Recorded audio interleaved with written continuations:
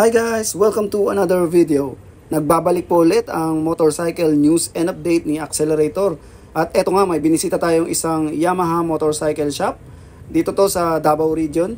So unang-una kong nakita dito itong Sniper 155.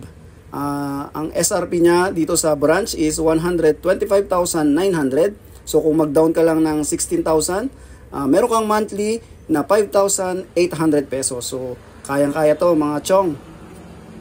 So puntahan naman natin ang Yamaha Gravis. So ito kagad napansin ko kasi I like the color. So ang SRP naman itong Mio Gravis is 92,900 pesos. Kung magda-down ka ng 10,000 pesos, meron tong monthly amortization na 4,400 pesos.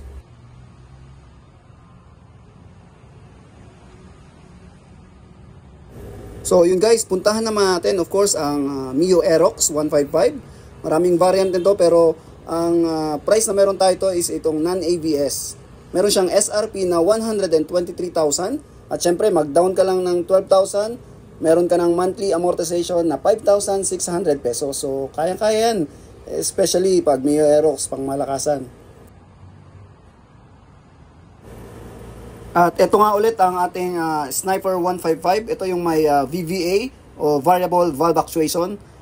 Equipped din ito ng 6-speed constant mesh transmission. At of course, naka-telescopic fork na rin siya. So ito ngayon ang King of Underbone. So ito yung labas ng kanilang kasa. Marami ring naka-display na mga units na pwede nating pagpilian. Una na dyan ang Mio Fascio. Yan, bagong labas din yan ng Yamaha. So para nga pala sa complete price list, down payment, and monthly amortization, pwede nyong bisitahin ang website ng Yamaha Philippines. Pwede rin kayong mag-visit sa Motor Trade website. So yan, may Mio gear tayong nakita dyan.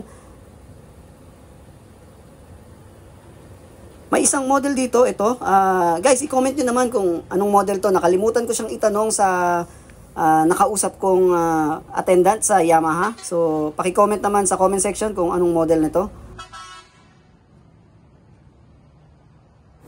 So there you have it guys. Please don't forget to like and share this video.